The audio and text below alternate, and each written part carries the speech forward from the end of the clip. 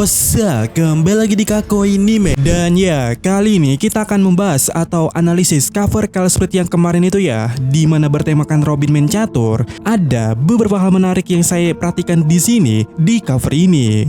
Pertama, posisi bidak catur di sana. Kenapa benteng yang diisi oleh Jinbe dan Franky berada pada baris 1 dan juga G1? Harusnya posisi mereka tidak berada di situ, bukan? Mungkin mereka sudah geser. Ya itu mungkin. Tapi setelah melihat bagaimana Oda menggambarnya dari awalnya ini posisinya sudah benar ya, posisi catur pada umumnya. Namun Oda kemudiannya menggantinya, di mana posisi kuda justru ada di A8 dan H8. Bisa dibilang kuda dan benteng ini ditukar oleh Oda posisinya. Jadi membuat saya berpikir apakah ada yang menarik atau ada maksud tertentu di balik itu semua. Dan untuk mencari tahu hal itu, saya repot-repot membuat versi 2 dimensinya agar lebih mudah dilihat susunan bidak-bidak dari topi jerami ini.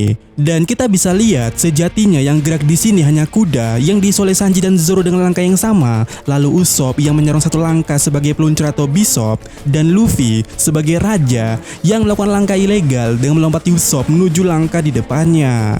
Ya seharusnya raja seperti ini sih harusnya ya. Nah kemudian kita bisa lihat di sini yang lainnya selain Chopper itu masih diam di tempat atau masih berada di posisinya. Dan kemudian jika kita melihat ratunya yaitu Nami memakai baju berwarna putih dan Luffy juga masuk mode gear 5-nya. Selain itu juga kita bisa melihat pijakan kayu mereka itu berwarna terang, artinya ya mereka pihak putih. Dan karena hal itu, posisi mereka ada di sini. Ya walaupun sebenarnya ini nggak pasti juga. Tapi bagaimana setiap pijakan mereka itu adalah clue. Misal di sini ada Jinbe berada di posisi G1. G itu adalah 7. Artinya posisi Jinbe pada saat ini adalah 71. Dan pada chapter 71 memiliki judul Lord of All Creation. Nah, mekanisme ini kita lakukan lagi kepada bidak di sini atau bidak yang lainnya. Seperti Nami dengan angka 51 itu berjudul Zoro Overboard. Lalu Brook dengan angka 61 dengan judul The Demon. Kemudian Franky dengan angka 21-nya itu berjudul Town. Sementara untuk Usopp, Luffy, Sanji, dan Zoro, bidak mereka bergerak ke beberapa titik. Jadi setiap titik mereka itu kita jumlahkan. Contoh di sini Zoro ya berada di titik H1, lalu bergerak ke F2 dan bergerak lagi ke H3 yang secara singkatnya berjumlah 226. Dan judul pada chapter itu adalah ini. Dan hal itu juga terjadi kepada Sanji. Dan di sini secara singkatnya ya, nilai Sanji itu ada 56 dengan judul chapter Aku Menolak. Lalu Usopp yang bergerak dari C1 ke B2, akan tetapi di sini Usopp berdiri jauh dari titik itu dan berada di tengah-tengah. Bahkan dalam sketsanya Oda saja, Oda sengaja naruh Usopp di sana agak maju dari titik yang seharusnya, bahkan mendekati baris depannya. Sehingga perhitungan yang saya lakukan di sini adalah C1 ditambah B2 dikurang B3 yang hasilnya 30. Dan judul pada chapter itu adalah Grit. Lalu kemudian kita ke Luffy di sana bernilai 85. Tapi karena Luffy melakukan suatu langkah ilegal dan juga melewati Usopp, poinnya dikurangi nilai Usopp yaitu 30 sehingga akan menjadi 55. Dan judul pada chapter kali itu adalah Jungle Blood. Nah, sampai di sini kita telah mendapatkan beberapa judul dan sedemikian rupa kita akan mengambil beberapa kata saja dan akan membuang kata yang tidak penting. Dan sampai di sini bisa kita lihat setidaknya kita semua telah melihat kata-kata yang menarik. Seperti contoh ini, Town dan juga Overboard alias kota jatuh ke laut, di mana kalimat tersebut jelas menjelaskan situasi yang akan terjadi di masa depan yang dibicarakan oleh Vegapunk kalau dunia akan tenggelam.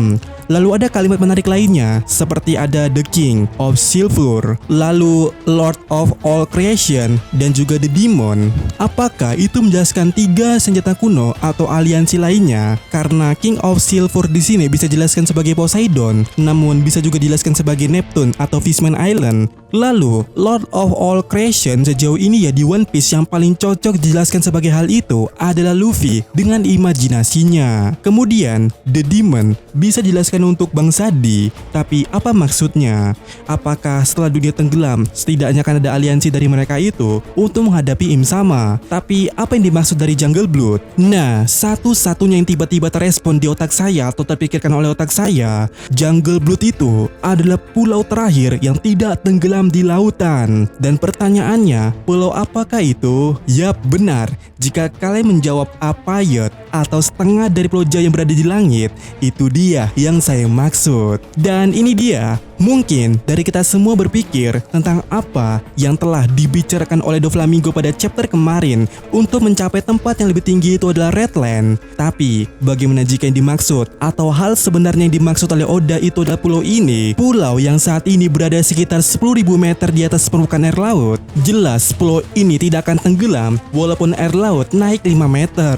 Dan ini seharusnya ya skenario yang paling menarik. Jika dunia tenggelam karena air laut meningkat, semua dari mereka pasti akan berpikir pulau mana lagi yang tidak akan tenggelam. Dan kata reviews tadi pada judul itu yang artinya menolak, itu mengartikan akan ada satu pulau yang menolak tenggelam. Dan ya, ini dia Pulau Apayot, pulau tempat di mana suku Sandian berada saat ini.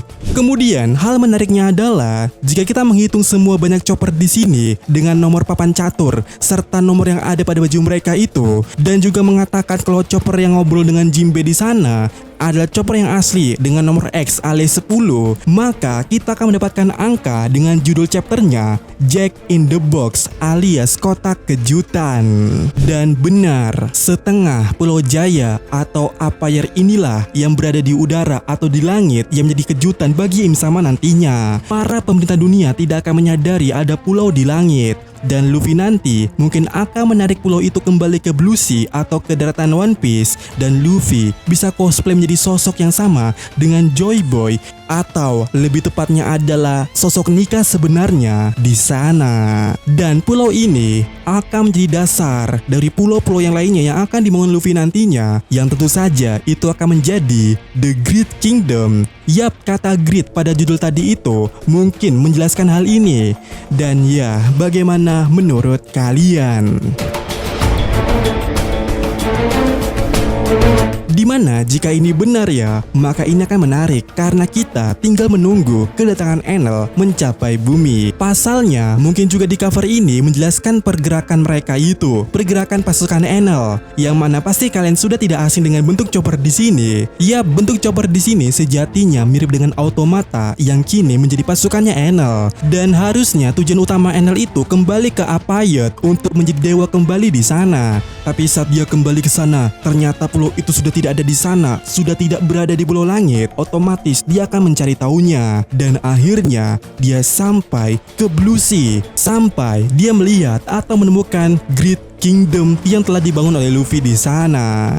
Tentu saja jika Enel kembali ke bumi membawa Automata, jelas kerajaan kuno atau yang disebut sebagai Great Kingdom akan bangkit kembali. Sehingga inti dari cover ini adalah kejutan untuk Im Sama bahwa akan ada pulau yang tidak akan tenggelam di lautan ini. Dan ya, bagaimana menurut kalian? Dan sampai ketemu lagi di video berikutnya.